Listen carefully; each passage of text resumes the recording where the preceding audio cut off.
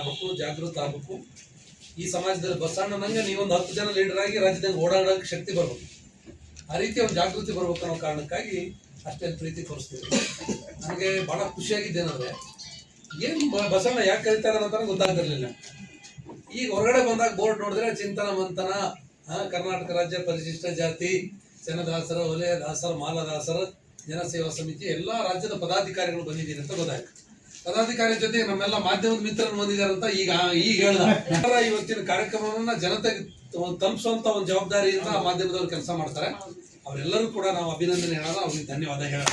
OBC ಸಮುದಾಯಗಳು ಒಂದು ಜಾಗೃತಿಯಾಗಿ, ಒಂದು ಸಂಘಟನೆ ಆಗಿ ಇವತ್ತೆಲ್ಲರೂ ಕೂಡ ಕರ್ನಾಟಕ ರಾಜ್ಯದಲ್ಲಿ ಧೈರ್ಯದಿಂದ ಓಡಾಡ್ತಾ ಇದೀವಿ ಅಂತಂದ್ರೆ ಅದಕ್ಕೆ ಅಪ್ಪ ಬಾಬಾ ಸಾಹೇಬರ ಆಶೀರ್ವಾದ, ಆತ ಕೊಟ್ಟಂತ ಹಕ್ಕುಗಳು, ಆತ ಕೊಟ್ಟಂತ ಈ ಸಂವಿಧಾನ ಕಾರಣ ಇದೆಯಲ್ಲ, ಆ ಒಂದು ದಿಶೆಯಲ್ಲಿ ನಾವು ನೀವೆಲ್ಲರೂ ಕೂಡ ಸಂವಿಧಾನವನ್ನು ಅರ್ಥ ಮಾಡ್ಕೋಬೇಕು.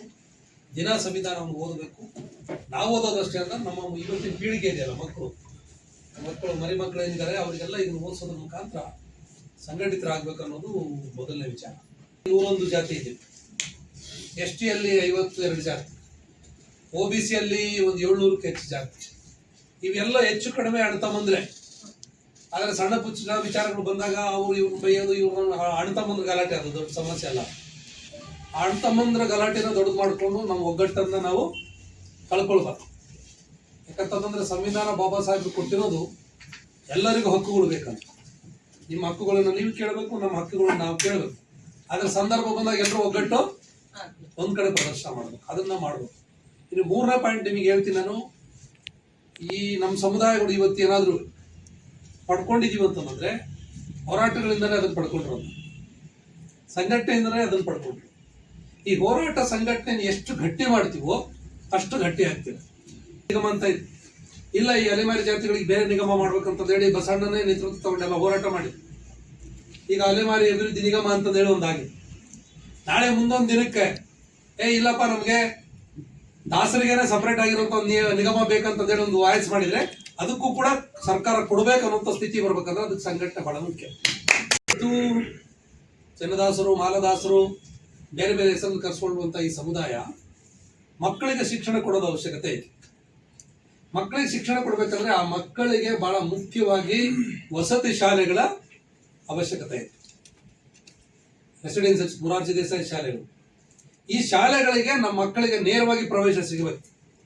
ಅದು 1ನೇ ತರಗತಿಗೆ ಸೇರಿಸ್ತೀವೋ, PUCಗೆ ಸೇರಿಸ್ತೀವೋ, ಹೈಸ್ಕೂಲ್ಗೆ ಸೇರಿಸ್ತೀವೋ, ಆ ಪ್ರವೇಶ ಸಿಗಬೇಕು. ಆ ರೀತಿಯಲ್ಲಿ ನಾವು ಅದಕ್ಕೆ ಬೇಕಾಗಿರುವಂಥ ಹೋರಾಟಗಳನ್ನು ರೂಪಿಸ್ತೀವಿ. ಇನ್ನು 3ನೇದು ನೋಡಿ, ಇವತ್ತು ಗಾಂಧಿ ಭವನದಲ್ಲಿ ಮೀಟಿಂಗ್ ಮಾಡ್ತಾ ಇದ್ದೀವಿ. ಚನ್ನದಾಸರ ಭವನವು ಒಂದು ಬೇಕಲ್ಲ, ಚನ್ನದಾಸರ, ಬಾಲದಾಸರ ಒಂದು ಭವನ ಬೇಕು. ಜಿಲ್ಲಾ ಮಟ್ಟದಲ್ಲೂ ಆ ಥರದ ಒಂದು ಭವನ ಬೇಕು ಅಂತಂದ್ರೆ ಅದಕ್ಕಾಗಿ ನಾವು ಹೋರಾಟ ಕಟ್ಟಬೇಕಂದ್ರೆ ಸಂಘಟನೆ ಬೇಕು. ನಾನು ಒಬ್ಬನೇ ಹೋಗಿ ಕೇಳಿದ್ರೆ ಆಗಲ್ಲ. ಈ ಬಸವಣ್ಣ ಯಾವಾಗ ನೋಡಿದ್ರು ಸಮಾಜದ ಲೆಟರೇಟ್, ಸಮಾಜದ ಸಮಸ್ಯೆಗಳು ಇಟ್ಕೊಂಡು ಹೆಗಲ ಹಾಕೊಂಡು ಆ ಮಿನಿಸ್ಟರ್ ಅವ್ರ ಹತ್ರ ಹೋಗ್ತಿರ್ತಾರೆ. ಆತನ ಜೊತೆ ನೀವೆಲ್ಲ 10 ಜನ, 20 ಜನ, 30 ಜನ ಇದ್ರೆ ಅವಾಗ ಏನಪ್ಪ ಆಯ್ತು, ದಂಡಿದೆ, ಟೀಮ್ ಇದೆ, ಸಂಘಟನೆ ಇದೆ, ಈ ಸಮಾಜಕ್ಕೆ ಏನಾದ್ರು ಮಾಡ್ಲೇಬೇಕಂತಂದೇಳಿ ಅವ್ರಿಗೆ ಬರುತ್ತೆ. ಹಾಗಾಗಿ ಒಗ್ಗಟ್ಟು ಬರ್ಬೇಕಂದ್ರೆ ಜಿಲ್ಲಾ ಮಟ್ಟದಲ್ಲಿ ಒಂದೊಂದು ಭವನಗಳಾದ್ರೆ ಆ ಭವನಗಳಲ್ಲಿ ನಮ್ಮ ಕಾರ್ಯಕ್ರಮಗಳು, ನಮ್ಮ ಚಟುವಟಿಕೆಗಳು ಮಾಡೋದಕ್ಕೆ ಸಾಧ್ಯ ಆಗುತ್ತೆ. ಶಿಕ್ಷಣಕ್ಕಾಗಿ ಭವನಗಳು ಬೇಕು, ಕೌಶಲ್ಯ ತರಬೇತಿಗಳು ಬೇಕು. ಈಗ ಮೂಲ ಪರಂಪರೆ ಇತ್ತು, ಅದು ಹೋಗ್ಬಿಟ್ಟಿದೆ. ಈಗ ಟ್ರಾಕ್ಟರ್ ಹಿಡ್ಕೊಂಡು ನಾವು ಇದನ್ನ ಪುಟ್ಟಿ ಹಿಡ್ಕೊಂಡು ಗೋಪಾಲ್ ಪುಟ್ಟಿ ಹಿಡ್ಕೊಂಡು ಭಿಕ್ಷೆಗೆ ಹೋಗ್ತೀವಿ, ಅದಲ್ಲ. ಇವತ್ತು ಲ್ಯಾಪ್ಟಾಪ್, ಕಂಪ್ಯೂಟರ್ ಇದೆಲ್ಲ ಬೇಕು. ವಿದೇಶಕ್ಕೆ ವಿಮಾನ ಹತ್ಕೊಂಡು ಬೇರೆ ಕಡೆ ಹೋಗಿ ಬೆಳೆಸ್ಬೇಕು. ನಾವೇ ನಮ್ಮ ಮಕ್ಕಳನ್ನ ರೆಡಿ ಕೊಡ್ಬೇಕು. ಮೂಲ ಪರಂಪರೆ ಅದು ಇತ್ತು, ನಮ್ಮ ಅಪ್ಪಂದ್ರು ನಮ್ಮ ಪೂರ್ವಜರು ಮಾಡಿದ್ದಾರೆ.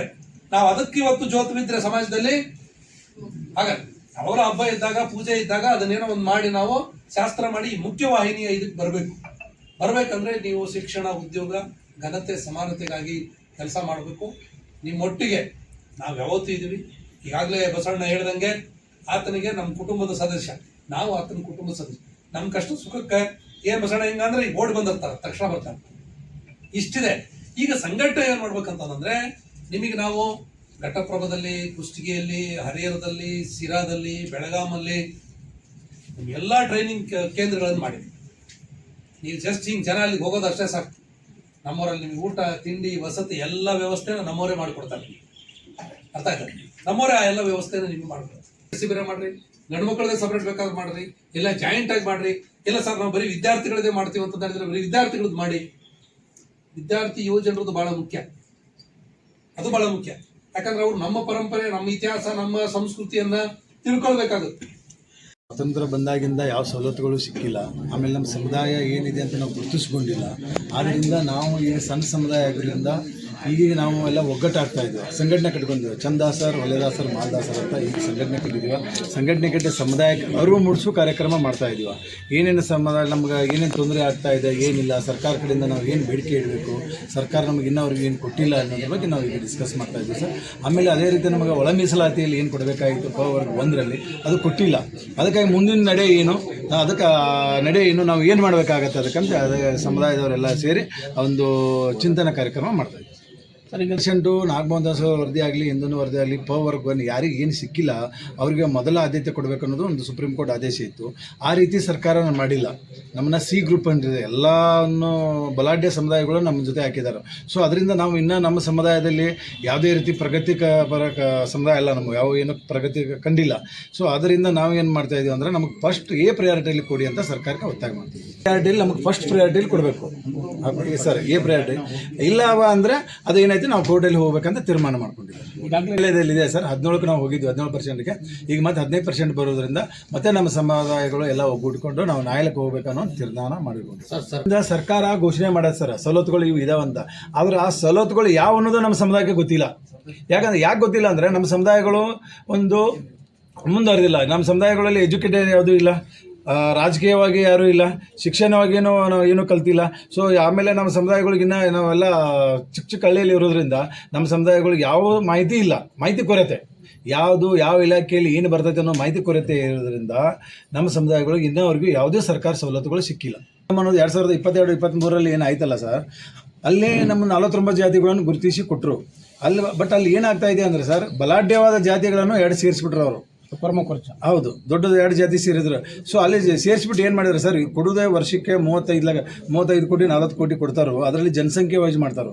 ಜನಸಂಖ್ಯೆ ವೈಸ್ ಮಾಡಿದಾಗ ನಮ್ಮ 49 ಜಾತಿ ಸೇರಿ 3 ಲಕ್ಷ ಆಗ್ತದೆ, ಅವು 2 ಜಾತಿ ಸೇರಿ 5 ಲಕ್ಷ ಆಗ್ತಾವೆ. ಸೊ ಹಿಂಗಾಗಿ ಅಲ್ಲೂ ನಮಗೇನೋ ಸವಲತ್ತುಗಳು ಸಿಗ್ತಾ ಇಲ್ಲ.